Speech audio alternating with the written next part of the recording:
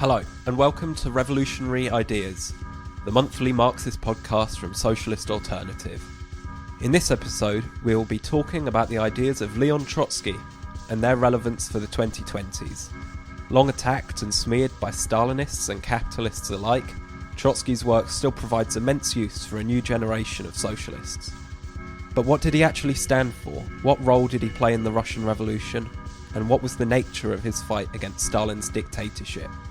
On today's panel, to discuss this, will be Tom Costello and Yara Cliff, both members of Socialist Alternative, and they'll be interviewing Danny Byrne, who's a member of International Socialist Alternative's International Executive.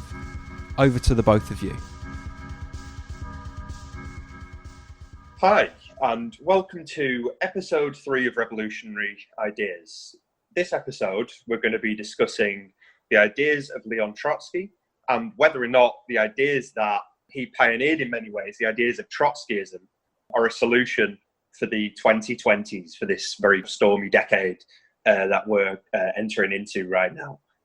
Here with us, we have Danny Byrne, who is from the International Socialist Alternative, which is the international organisation that SA is part of, representing 30 countries around the globe with different socialist organisations present in each.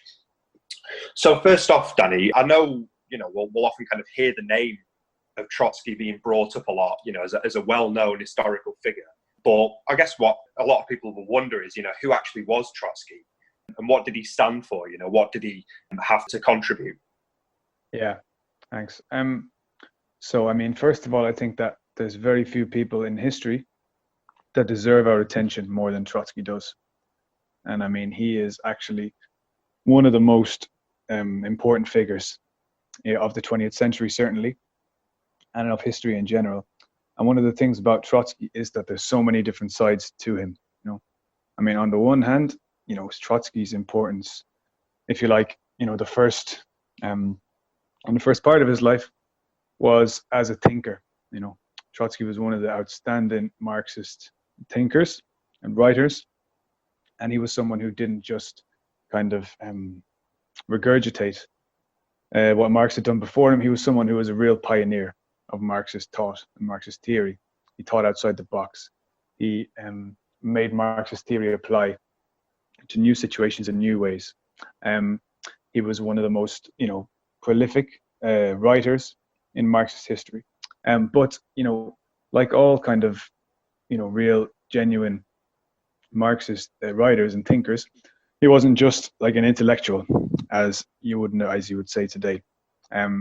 All significant and all real Marxist thinkers, they combine that with fighting. So Trotsky wasn't just a thinker or a writer.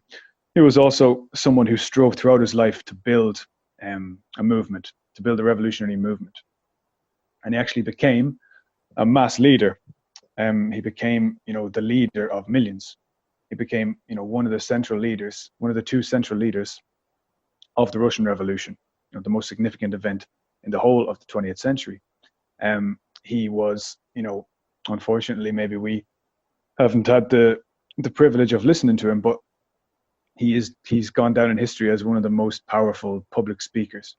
And if that wasn't enough, he was also a military leader. He became a very important military leader. He was the person who presided over what was probably the most important military achievement in history, which was to build an army of peasants, of workers, that managed to defeat 21 different imperialist armies, as well as the forces of Tsarism within Russia, and win. So, there's many sides to Trotsky, and all that I've just talked about, that's just the first part of Trotsky's life. In many ways, the more significant was still to come. I think that's really interesting, but also because of his really main role in the Russian Revolution, I think it's really interesting to think about the end of his life as well, and the fact that he was assassinated by the Soviet regime, basically. Can you tell us a little bit about that? Yeah. So in many ways, like I say, all these achievements, the more significant part or the most important part of Trotsky's life came afterwards. because, I mean, Trotsky, like I said, it led the Russian Revolution. I mean, this was the most democratic event in the whole of human history. And it gave birth to the most democratic state in the whole of human history, the state that arose from the Socialist Revolution in Russia. And he was a key architect of that. But unfortunately, I mean, that phase of the Russian Revolution, if you like, the healthy democratic phase of the Russian Revolution, unfortunately only lasted a short time, only lasted a period of years. Within 7-8 years of the event in 1917, what we call Stalinism, which was, you know, a brutal counter-revolution, a bureaucratic, anti-democratic counter-revolution within the Soviet Union had taken hold. So for the whole, you know, rest of Trotsky's life, if you like, in many ways the most important part of his life, he waged and he led an absolutely principled and absolutely heroic struggle against this, against Stalinism. In Russia, within the communist movement, the revolutionary movement within Russia, which led him, you know, to be expelled from that movement, led him to be expelled from Russia, to be exiled from one country to another, to have, you know, members of his family hunted down, assassinated, tortured, and then ultimately, like you said, to be assassinated himself 80 years ago today. So in that sense, the contribution that Trotsky made, not just to, you know, creating the only ever successful socialist revolution, but then to maintaining the genuine ideas of that revolution at a time when, you know, Stalinism had taken hold. That is, you know, in a sense, the most important thing that he's ever done. And that's what's ensured that today, despite the disaster and the failure of Stalinism and the muddying of socialist ideas that's created, that's ensured that today there is still a continuity of what were the genuine ideas of the Russian Revolution, which offer hope to workers and to young people and to oppressed people all around the world fighting for socialism today. So, I mean, that's in many ways just the most important aspect of Trotsky's life and contribution. I think that's a really, really important point. And I also think it's very interesting because I think in this day and age, in maybe the West, it's very common to hear people say that the Soviet Union wasn't democratic, it was authoritarian, it was even fascist, some people would say. And I was wondering if you can explain a little bit very briefly why Trotsky's interpretation of Marxism was so democratic and what about it was democratic. Yeah, so I mean, the whole point of, if you like, socialism is that it's the first type of society that's ever existed in history in which the majority of people are really in control. When I say in control, I don't mean voting in an election every 5 years or every 6 years. I mean in control of the daily functioning of the economy, society, and the state. So the democracy that existed in the Russian Revolution was an extremely intense democracy. It was extremely wide-ranging democracy. It was an extremely direct democracy, and it was based on the Soviets. Yeah, which are, you know, this word Soviet has become synonymous with brutal dictatorship, but actually what the word Soviet means is council. It's like, you know, a council of workers, a committee of workers organized in a neighborhood or in a factory or in a workplace. And those Soviets were the basic building block of the state that came into being after the Russian Revolution. So they were the basic democratic unit. Yeah, instead of, you know, a parliament which is elected every 5 years, in which rich people betray poor people. The Soviet was an organ through which every worker, you know, every housewife, as they were at the time, every, you know, young person, oppressed person, could have a direct and regular involvement in the affairs of the affairs of the state. So that, you know, there's never been anything more democratic than that.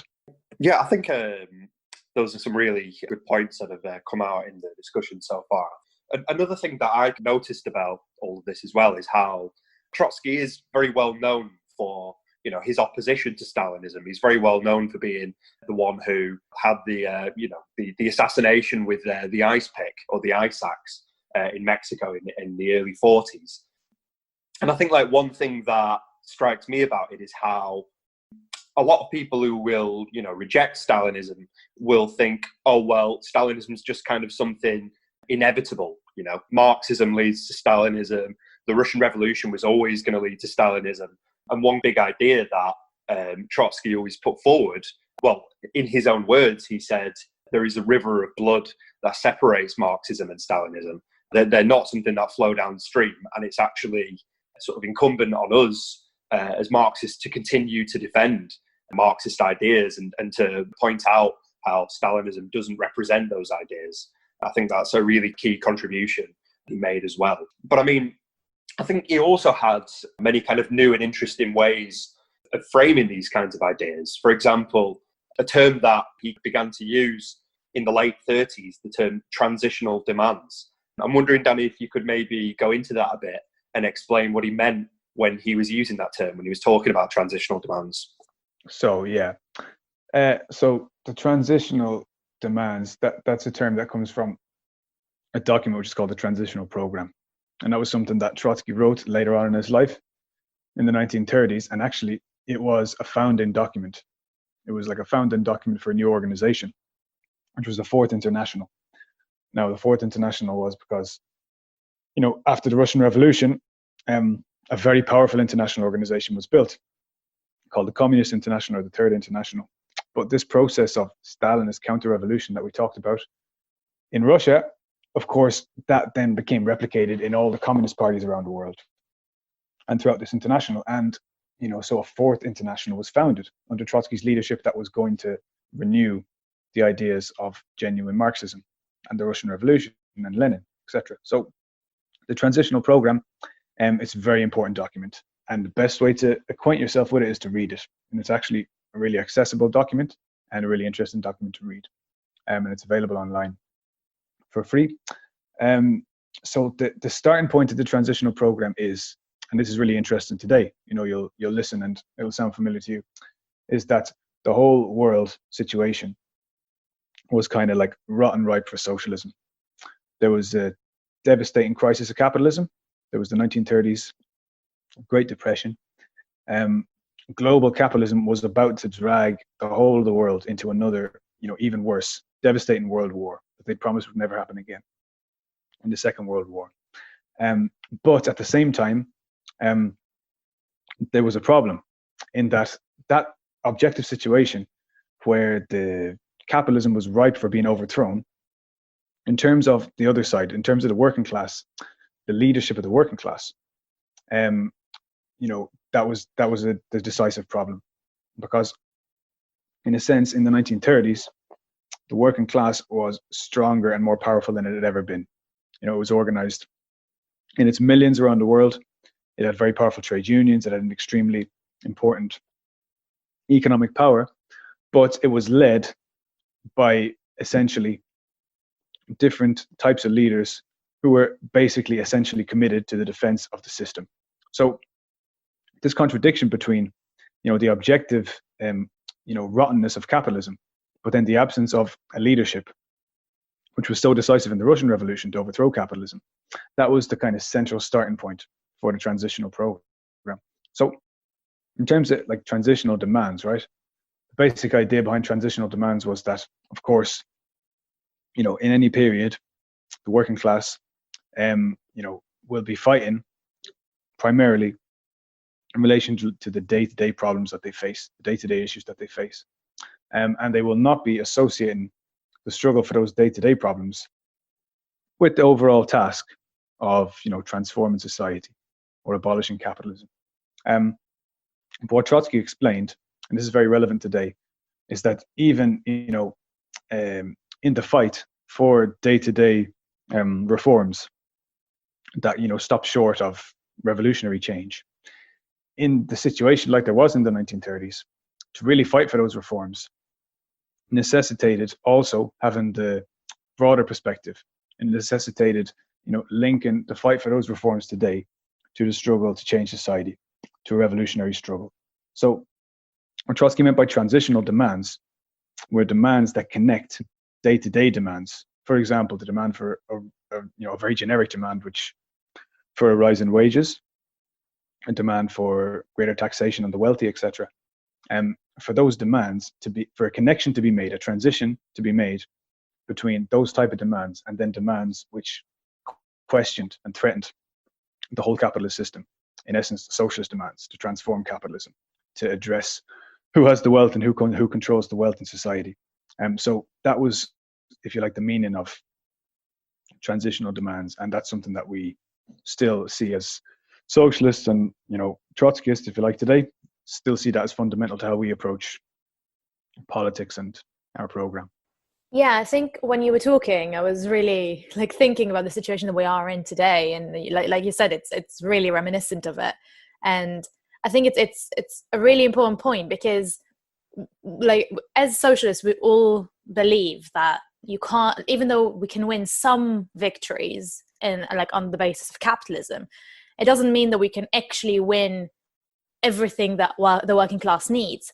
And I think it's especially obvious with movements like, you know, the ones that have recently cropped up, like Black Lives Matter movement, or even like trans rights or anti-sexism, that a lot of the times when we go to these protests, we sometimes would hear from people on the protests, why are you talking about socialism right now? Like, we're talking about this particular issue. And I think the transitional program really makes it clear why we have to continue talking about socialism, why we can't win those victories properly, why we can't win the demands without full socialism. But obviously, we also want to progress as much as we can now. Yeah, absolutely. And I mean, if you look at today, for example, I mean, the working class struggle throughout the years has won many things, has won many reforms from capitalism. But if you look at, you know, how those reforms fared after they were won, you know, so for example, in Britain, we got today the NHS, which is maybe, you know, the most significant reform that was ever won under capitalism in any country. You know, universal and what was very high quality public healthcare. But ever since it was won, you know, because it wasn't consolidated by a broader change in society along the lines of the NHS, socialist change, the NHS has like been this island of, you know, which gives an example of some elements of socialism, which the capitalists have just attacked. You know, they've consistently attacked. They've undermined, weakened at every stage. So it also shows the limitations of reforms. And I think another point that can kind of be tagged onto this as well is, I think there's one kind of part in the transitional program where Trotsky's saying something like, you know, Marxists want to kind of place themselves at the forefront of struggles for reforms as well. You know, it's not like he was saying in this document, the fight for reforms is in of itself, you know, like a waste of time, or we can't achieve anything without the overthrow of capitalism. But he was saying, obviously, it has to be tied to it, though. Otherwise, any kind of gain that working class people make, and any gain that can be made, can be whittled away, you know, kind of tomorrow, so long as it benefits the rule and the profits of the capitalist class, you know. And I think that is something that maintains relevance today.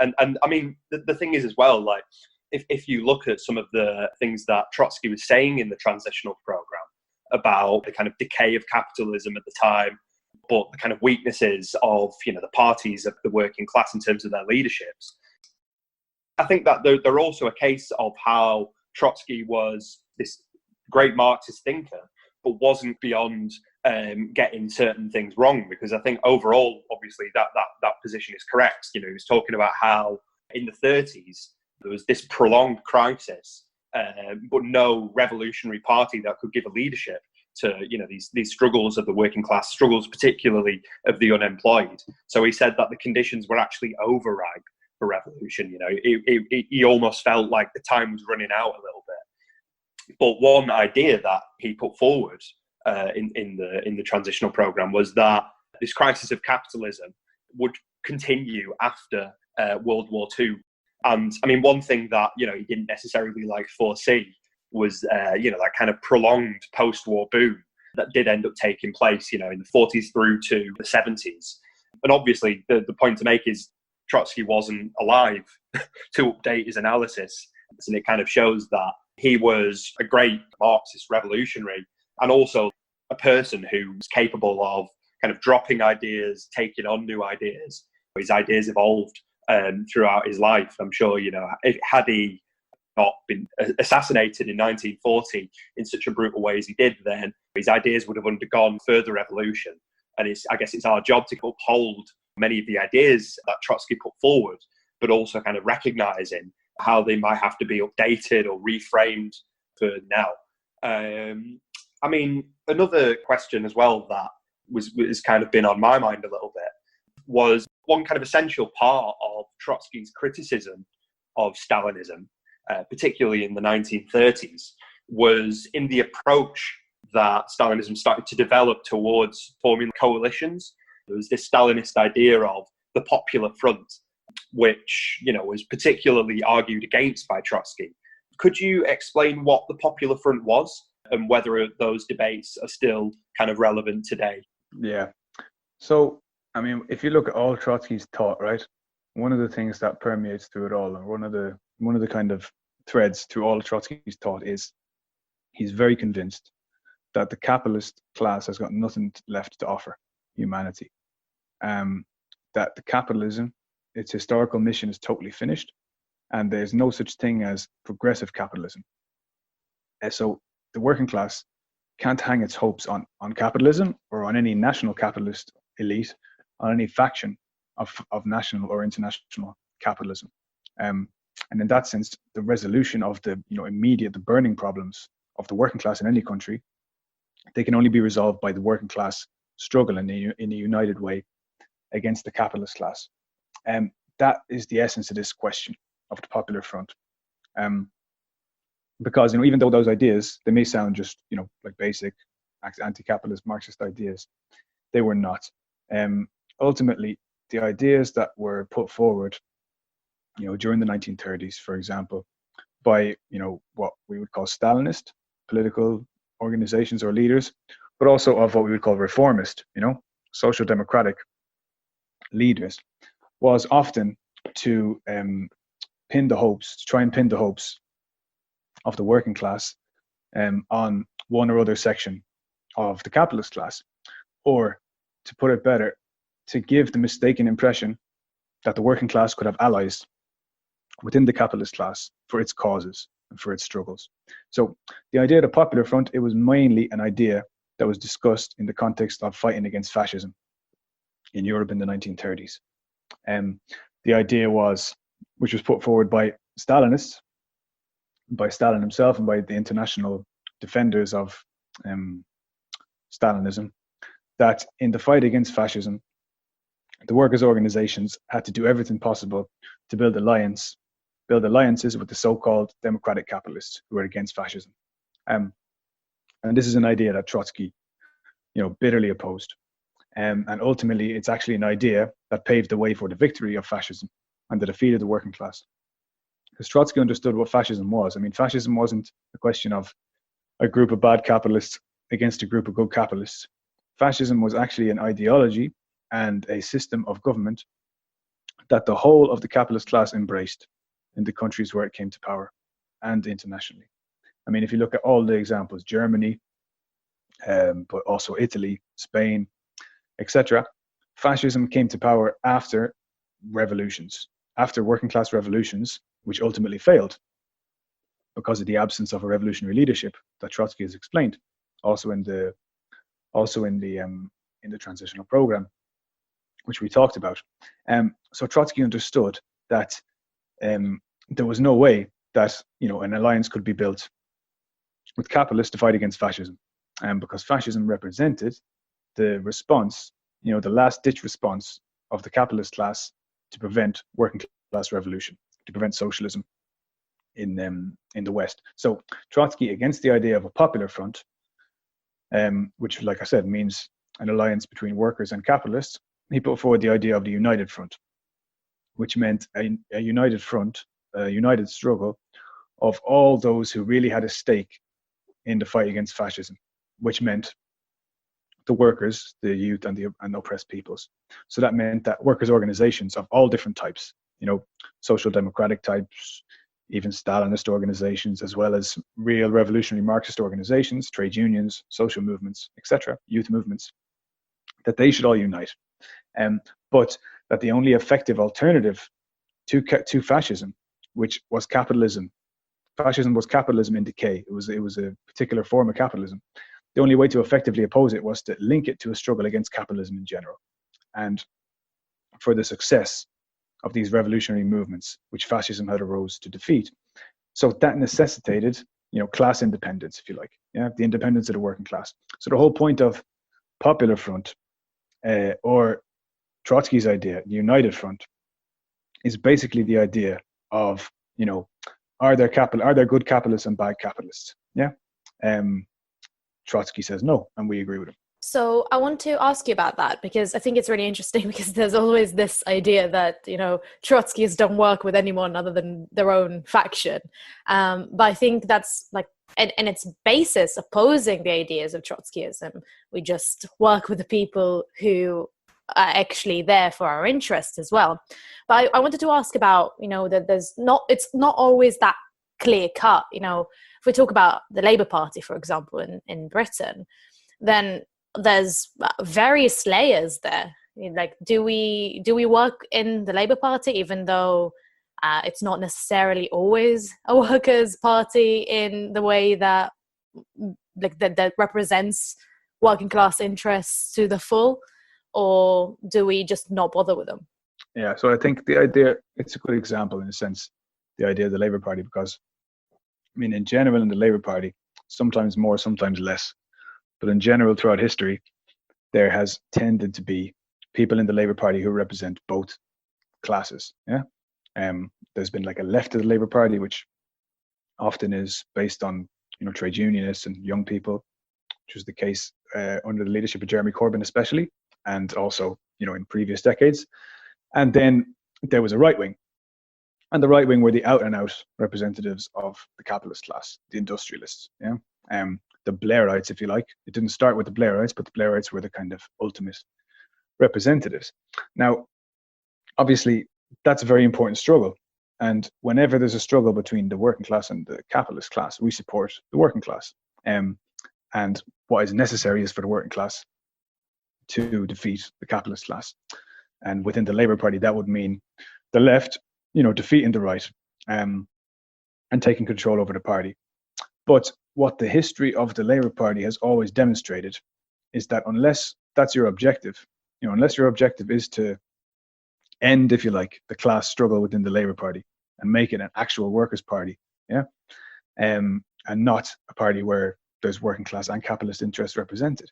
If you don't do that, then it becomes ineffective. It becomes a dead end. So unfortunately, one of the lessons that we would take from the Corbynism, which we absolutely supported, we played a part in supporting the leadership of Jeremy Corbyn to fighting against Blairite counter-revolution in the Labour Party, including in the last leadership election.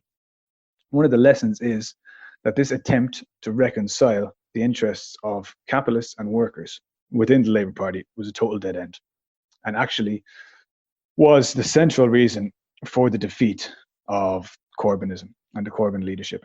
We think we would have said, and we thought, and it was correct, that all the conditions existed within the Labour Party for the working class, those who support the working class, the left, to really impose a defeat on the right wing, to kick all the Blairites out of the party, to make it a 100% democratic workers' party with socialist policies. But because that road wasn't taken, then we ended up in the situation that we are today.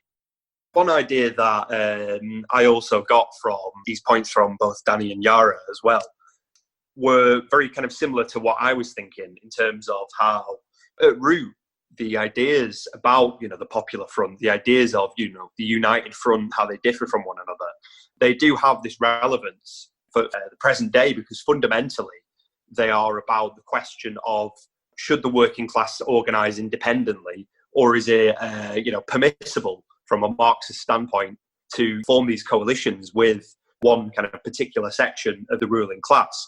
And we would say in Socialist Alternative that it's not permissible, not because it's some sort of kind of moral idea, but because the question is, what is going to advance our kind of movements? What is going to be able to ensure that our movements won't have any kind of like ruling class forces blocking their kind of advance? And I mean, one obvious key point is, yes, the Labour Party, in terms of the fact that, we were very consistently raising these ideas, as Danny pointed out, that there can be no kind of peaceful coexistence between, Corbynism and the Blairites, because of this key point that, they represent these diametrically opposed class forces. And also, I think it does have this relevance to what's happening in the US as well, where there's a certain kind of argument, that exists in certain kind of layers and corners of the US left, that we have to vote for Joe Biden, as an alternative to Donald Trump, because he represents this kind of lesser evil. And I think the problem with that is that it's masking the reality that in the US, you don't have a mass workers' party. You have two parties of big business. So the task is, building, socialist forces independent of those two, kind of capitalist camps. And obviously, the Sanders movement did provide, a certain opportunity to do that. And obviously, our comrades over in the US had a very, very clear orientation towards the Sanders movement. But unfortunately, Sanders kind of caved into that logic again of lesser evilism as well. So I guess the key thing is to kind of learn the lessons from that and learn the lessons about, the need for the working class to organise independently. One other key idea that Trotsky put forward was in this theory of the permanent revolution as well. That's often kind of cited as the kind of pioneering theory that Trotsky put forward. But, there is also a lot of misunderstandings about what those ideas mean, particularly, Stalinism has had the effect of very much kind of, trying to distort the theory of permanent revolution, turn it into something that it genuinely wasn't, to create kind of like a straw man version of the theory in order to, allow themselves to try and knock it down. I'm wondering if you could go into the permanent revolution a little bit, Danny, to kind of clear up what he actually meant by that term. Yeah, this actually follows on well from the Popular Front question, because it comes down to the same question fundamentally of what progressive role can capitalism play as a system. Now, the permanent revolution was something that Trotsky developed at the very start of the 20th century. And actually, it was a very marginal idea for a long time, in the sense that Trotsky put it forward and it wasn't accepted. It wasn't widely accepted for a long time. Even Lenin, who was Trotsky, the main co-leader with Trotsky of the Russian Revolution, for a long time was not convinced by Trotsky's idea of the permanent revolution. But I mean, it was one of the most incredible things to see how this idea, this kind of outlier of an idea that Trotsky put forward, was actually confirmed so dramatically in the Russian Revolution. Basically, what the permanent revolution was about is what role can capitalism play in the development of nations. So Marx and Engels explained that capitalism lays the foundations for socialism. And that's absolutely correct. It's capitalism that creates the working class. It's capitalism that creates the industrial, the international economy, which only socialism and only the working class can effectively manage for the benefit of all. So in that sense, the development of world capitalism was a necessary prerequisite to the development of socialism. And that's absolutely, a fundamental and correct idea of Marxism. However, the question is then how that idea is interpreted on a national level. Because obviously, as capitalism developed, it developed unevenly across the world in different countries. Some countries developed, very advanced capitalist societies with heavily industrialized societies where capitalist parliamentary democracy existed and became consolidated, etc. So, for example, England, Britain, Germany, and so on. But then the rest of the world, a big part of the world, did not develop along those lines. Yeah, parts of the world which were maybe colonial parts of the world, the global south, etc. They had a much slower rate of development. They didn't all develop in an advanced capitalist way. So for a while, at the end of the 19th century and at the beginning of the 20th century, if you like, the dominant kind of orthodox idea among Marxists was that in those backward countries, if you like, by backward I mean the less developed capitalist countries, for those backward countries, what you needed before socialism could be developed was you needed another phase of development, of capitalist development. So, for example, Russia, which was, the case study at the time, the idea that before Russia could be a socialist country or could have a socialist government, it was necessary for Russia to pass through a phase of capitalist development. Where a democratic regime was established, where the forces of production, the methods and means of production, were modernized, and then only after a period of that type could socialism be contemplated. Now, Trotsky, like I said, that was an orthodox position in world Marxism at the time, and it was something that Trotsky, defied. Yeah, he opposed that. He challenged that conception, and he did so on the basis that, first of all, it was true that capitalism was a necessary prerequisite to socialism, but also that capitalism had already developed on a world scale and had reached its limit in terms of its development. And also that as part of that development, there was an international division of labor, if you like. There was an international division between advanced countries and underdeveloped countries. And that was an equilibrium that was fundamental to capitalism.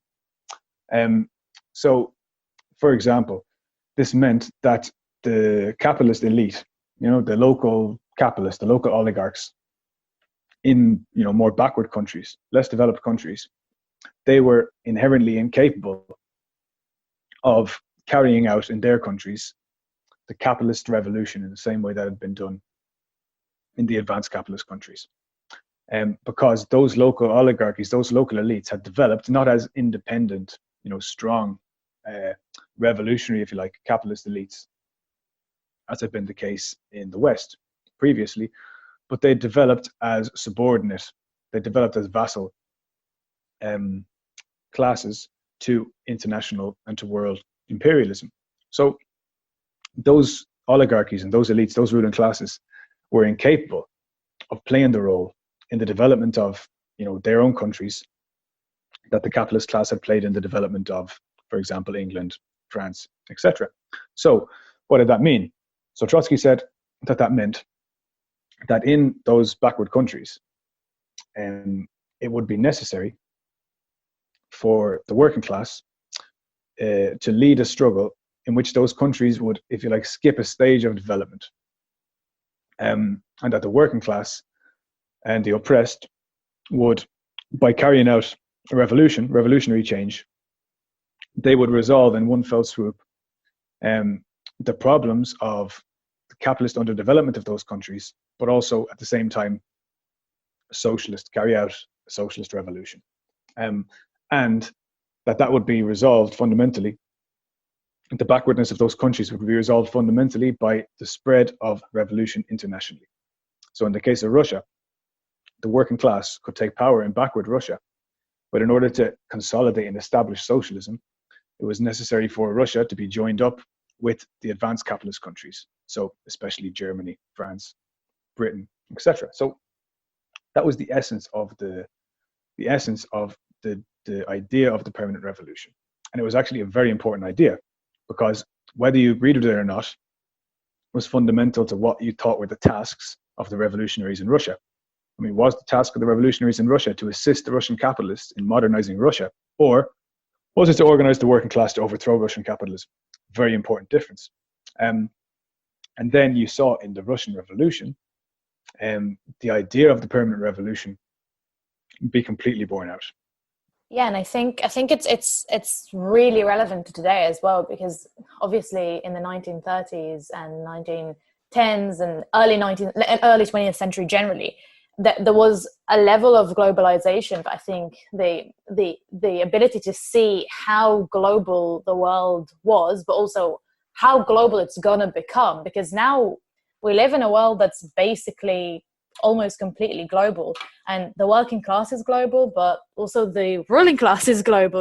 We see migration of wealth, constant migration of wealth. We see corporations and capitalists move from one country to another, and we also see those satellite states that you talked about on a much bigger scale, because maybe they're no longer under the direct rule of European empires, but they are still heavily ruled by the capital of those countries and the corporations that come from those countries. So I think, do you think that the permanent revolution idea is relevant to today's like neo-colonial world as well as the colonial world at the time? Absolutely, it's relevant. I think it's relevant all over the world, the basic idea. I mean, if you look at how many countries around the world have still not achieved, the basics of quote unquote capitalist modernity or normality, or democracy. How many, nations have still not achieved national independence? National peoples have still not achieved national independence. How many countries have still not achieved even the limited capitalist democracy? And how many, instances have there been of the failure of the national capitalist elites in countries like to achieve these things, to accomplish these tasks, to achieve these rights for their people. So I think that the necessity of achieving those things via the socialist transformation of society has never been clearer. But also I think in the even in the advanced, the capitalist countries, even in the West, I mean, we've seen movements. Well, we've seen the Black Lives Matter movement, the feminist movements that are actually directed at feudal, or even like pre-capitalist remnants that linger on, even in the most advanced capitalist countries in the world, the biggest capitalist country in the world, the United States, the most modern country in the world, still relics of slavery and feudalism, which capitalism has shown it's not capable of stamping out. So those things can only be stamped out on the basis of socialist revolution. Another point as well about this is that when, for example, I first heard the term permanent revolution, I wasn't, considering myself a Trotskyist at this point. I just had, kind of like an interest in these ideas. People were kind of telling me that the theory was that Trotsky thought that the revolution would have to be permanent and that it would have to spread around the world, that it would have to be, an international socialist transformation. And, it was a theory put forward in contrast to the Stalinist theory of socialism in one country. And of course, he did argue those things, and he did put those, he did put those ideas forward, and he argued against socialism in one country, definitely. But I think like what you've got into very well there, Danny, is for one that, this was a theory that predated all those ideas, and it was kind of an unorthodox idea. It was arguing something on top of that point about the need for, global revolution, because those ideas about, the need for socialist revolutions to spread around the world in order for socialism to be successful and to consolidate itself, those ideas weren't a fringe idea. They were just the accepted orthodox idea among Marxists as a whole. Even Stalin himself, who came out and tried to revise that idea, tried to, wipe that idea out, was a reflection of his, rejection of, workers' rule over society more than anything. Even Stalin, before he did that, would have to pay lip service to talking about the need for global revolution. And I think that is also like a key thing to incorporate into these discussions about permanent revolution as well. How when Trotsky was talking about the need for a focus on internationalism, he wasn't necessarily developing a new idea. He was defending an existing idea against those forces who wanted to drop it. And I guess that leads me on to the last question that I sort of want to ask here. I mean, many listeners, will probably know by now that this podcast is produced by Socialist Alternative. We're part of International Socialist Alternative, this collection of Trotskyist organisations in 30 countries across the globe. For one, Danny, how do you think that these ideas of internationalism, the ideas of Trotskyism, kind of inform, how we work as an international, and how do you think ultimately they're relevant to the world today? Absolutely, really important question. I mean, I think that, in a sense, Trotskyism, which is, it's not a distinct idea from Marxism. It's like the modern manifestation of what Marxism is. It's a very old idea, very old movement. Not old in the long review of history, but it's old, for us today, hundreds of years old. It's a very old movement, which has been a long time pursuing a goal without ultimately achieving it. I think that today, that is an idea that, despite being old, has never been more relevant. It's never been a more contemporary idea. And I think the aspect of it that you highlighted, internationalism, is, that's especially the case. I think that the movements of young people, of workers, of women, all oppressed people around the world, they're instinctively internationalist, and they're increasingly internationalist, not just in their form, not just that it starts in one country and spreads around the world very quickly, which is increasingly happening, but also in their outlook of those who participate. People understand that global solutions are necessary. I mean, the most obvious example is the climate revolt, which spread around the world. It's a problem which has an obvious international solution, no national solution, because ultimately everybody lives in the same planet. But also the understanding of the need to struggle together internationally and for an international alternative. And that's a fundamental idea of Trotskyism. And we, for example, in International Socialist Alternative, we're uniquely positioned to be able to give an expression to that. Genuine Trotskyism, which we think we represent, genuine Trotskyism is the only type of political movement which is genuinely internationalist, which is not just, like a club of national parties getting together once in a while to, discuss common initiatives. A Trotskyist organization is a world organization, and the starting point is to be a world party, which is then organized into national sections, national branches. So, in a sense, the increasing internationalism of workers and of young people and of the struggles and movements around the world, it means that Trotskyism is actually more than ever a very relevant idea for the 2020s. Yeah, and I think the idea of not having loads of different organizations that have a roof that is international is extremely important, especially in a world that, like we just discussed, is a world that is beyond those boundaries when it comes to capital, when it comes to the ruling class. So the only way for the working class to organize against it is to organize on an international, truly international basis. And I think that it also kind of begs the question of, if that's the Trotskyist approach, does that mean that we don't see any differences between countries? Does it mean that we believe that every single country has the same kind of working class with the same things that they need to approach? Or do we see it as a more complex kind of analysis of a world organization? No, I think definitely you have to appreciate the national peculiarities and complexities, and not just national, but also regional, local, etc. I mean, to be a real working class organization, you need to be in tune with working class reality. It's not enough just to talk about global revolution in response to every local or national problem. You have to make the effort to understand the situation on the ground, the detail of the situation on the ground. That's why a Trotskyist organization needs to have membership. It needs to have membership of workers, young people, oppressed people, who are really involved, and be a democratic party, so that the reality of life on the ground permeates through the politics of the organization. That's fundamental to why a revolutionary party organization, mass organization, ultimately needs to be built.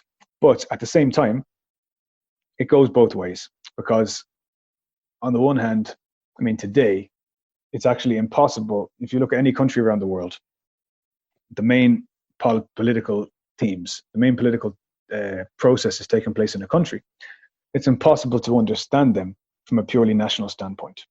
I mean, obviously, the most glaring example of that is the global pandemic, where the secret's in the name, but also economic developments in every country.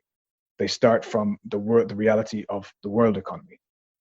In most countries, the most important protests and movements taking place, like I've mentioned, Black Lives Matter movement, before that, the climate change movement and the climate strikes movement, etc., they arise from global processes of political development, radicalization. You'll also find that even the ugliest of political phenomena,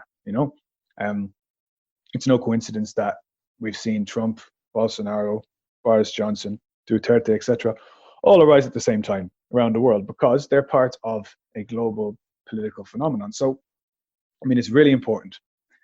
Socialists and Trotskyists are, the most active in their local area, the most active in their country, on the issues that matter and to give responses to the issues that matter. But, having the benefit of a world political viewpoint, but not just a world political viewpoint, having the benefit of a world political organization. In our case, having comrades in more than 30 countries around the world, in every continent in the world, having the benefit of that actually allows you to engage with your local and national reality on a much higher level than would be the case if you were just an isolated local and national grouplet. Thank you, Danny. I think this was a really, really interesting episode and a really good way to end on it. So I just want to mention that if you've heard this podcast and you agreed with it and you want to take action, then we'll be really happy if you joined us. We will link our international pages and our national pages in the description for this podcast, so you can just link on them, click on the links and sign up. I'll also want to mention, because we were talking about internationalism, that our international organization, the International Socialist Alternative, have a weekly rally on Facebook and YouTube live on Sundays that should be really interesting for everyone to watch, about kind of like current affairs in different countries around the world with this internationalist perspective, with this Trotskyist analysis that can be really useful, especially in the period that we live in today. And of course, the last thing that I want to mention is that this podcast is a monthly podcast. So the next month we will also have an episode. So just subscribe to this podcast, subscribe to our channels so you'll get notified when our next podcast is live. And thank you, Danny, and thank you, Tom. It's been great talking to you. Thanks to Tom, Yara and Danny for that very informative discussion. As you may be aware, Socialist Alternative is not just a discussion circle. We play an active role in building struggles and movements, from Black Lives Matter to workers organising under COVID-19 to building the fight for trans rights. If you liked what you heard in this episode and are interested in hearing more of what we have to say, please don't hesitate to go to our social media pages. The links will be in the description. And our website, which is www.socialistalternative.net. Make sure to like this podcast, to subscribe to our channel, and share the podcast with your friends and workmates. We hope to see you next time. Thanks.